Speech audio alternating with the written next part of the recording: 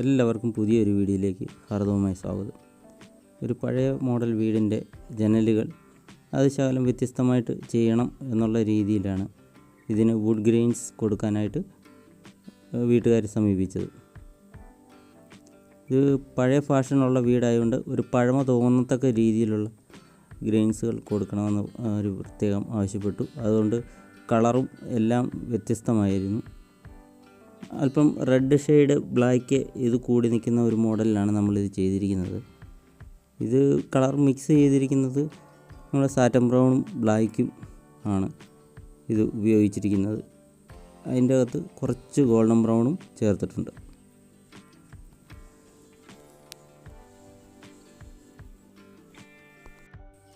നമ്മുടെ ഈ വീഡിയോയ്ക്ക് അല്പം ക്ലാരിറ്റി കുറവുണ്ടായിരിക്കും. ഇത് ഇച്ചിരി ലോങ്ങിൽ നിന്നാണ് നമ്മൾ ഈ വീഡിയോ എടുത്തിരിക്കുന്നത്. അതിൻ്റെ ആയിട്ടുള്ള ഒരു മിസ്റ്റേക്കുകളുണ്ട്. എല്ലാവരും അത് ക്ഷമിക്കും എന്ന് കരുതുന്നു.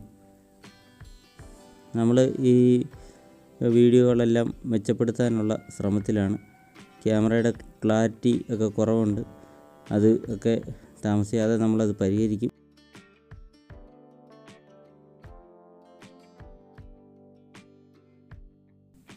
കഴിഞ്ഞ വീഡിയോയിൽ എല്ലാവരും നല്ല സപ്പോർട്ടായിരുന്നു. ആ സപ്പോർട്ടിന് ഒരുപാട് നന്ദിയുണ്ട്.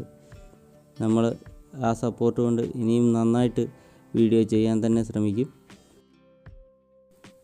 നമ്മൾ കഴിഞ്ഞ ഒരു വീഡിയോ ചെയ്തിരിക്കുന്നത് സൈഡ് വരച്ച് അതിന് ശേഷം സെൻറ്റർ വശം വരയ്ക്കുന്ന രീതിയിലായിരുന്നു ചെയ്തിരുന്നത്. ഇത് നമ്മൾ തിരിച്ചാണ് ചെയ്തത്. സെൻറ്റർ വരച്ചതിന് ശേഷം സൈഡിലേക്ക് പോവുകയാണ് ചെയ്തത്. ഇത് ഏത് രീതി ചെയ്താലും കുഴപ്പമൊന്നുമില്ല. നമ്മുടെ മനസ്സിൽ ഉണ്ടാകുന്ന ഒരു ഡിസൈനാണ് പ്രധാനം. ഇത് നല്ല ഫാസ്റ്റായിട്ട് ഉണങ്ങുന്ന ഒരു പ്രതലം കൂടെയാണ്. അതുകൊണ്ട് നമുക്ക് സ്പീഡിൽ വരച്ച് പോവുകയും ചെയ്യാൻ പറ്റി. അത് മണ്ണെണ്ണ ലഭ്യമല്ലായിരുന്നു. ടർപ്പൻ ഇച്ചിരി കട്ടി കൂടുതലായിരുന്നു. അതുകൊണ്ട് വർക്ക് സ്പീഡാണ്. പക്ഷേങ്കിൽ ആദ്യമായിട്ടൊക്കെ ചെയ്യുന്നവർക്ക് ആ ഫാസ്റ്റായിട്ട് ഉണങ്ങുന്ന അതിൽ ചെയ്യാൻ ഇച്ചിരി ബുദ്ധിമുട്ടുണ്ട്. ജോയിൻ്റ് പാടുകളൊക്കെ കൂടുതലായിട്ട് വരുന്ന അങ്ങനെ ഒരു പ്രശ്നങ്ങളൊക്കെ ഉണ്ട്. അത് നമ്മളെ എക്സ്പീരിയൻസ് കൊണ്ട് നമുക്ക് കുറേയെല്ലാം പരിഹരിക്കാൻ പറ്റും. പൂർണ്ണമായിട്ട് പറ്റിയല്ല, എന്നാലും കുറേയെല്ലാം അത് പരിഹരിക്കാൻ പറ്റും. വെറുതെ വൈറ്റ് അടിച്ച് കിടക്കുന്നതിനെക്കാട്ടിലും കുറച്ച് അടിത്തം കൂടുതലായിട്ട് തോന്നി ഇങ്ങനെ വരച്ചിടുമ്പോൾ. അത് കുറേ നല്ല ഭംഗിയായിരുന്നു. വരച്ച് തീർന്നപ്പോൾ എല്ലാവർക്കും അതൊക്കെ ഇഷ്ടപ്പെട്ടു.